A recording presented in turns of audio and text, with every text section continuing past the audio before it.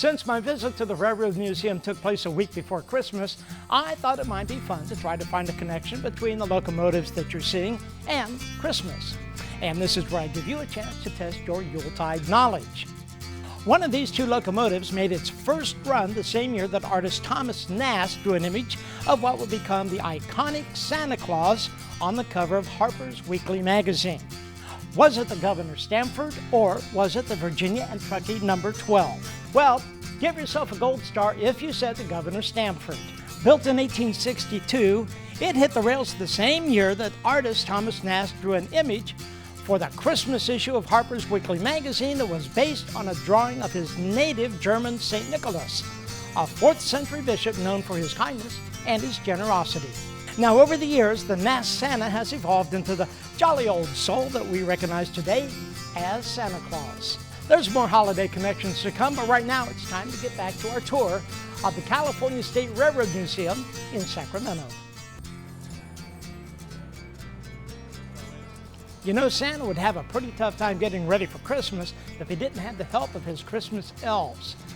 But what connection does the famous Christmas elf have with one of these two trains? Well, think on it for a second or two, and we'll be right back with the answer.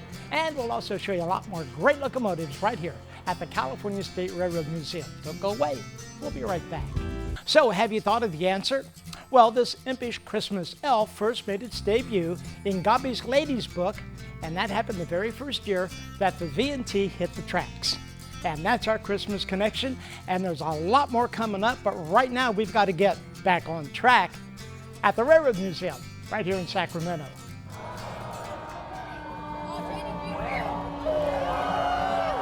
Well, 'tis the season, everybody.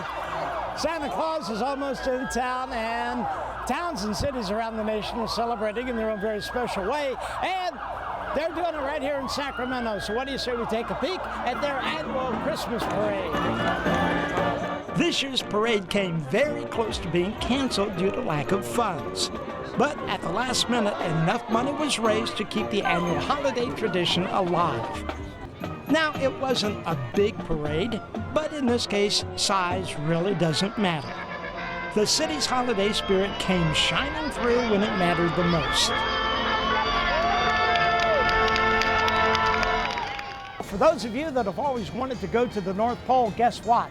We are going to hitch a ride on the Polar Express and have a visit with Santa.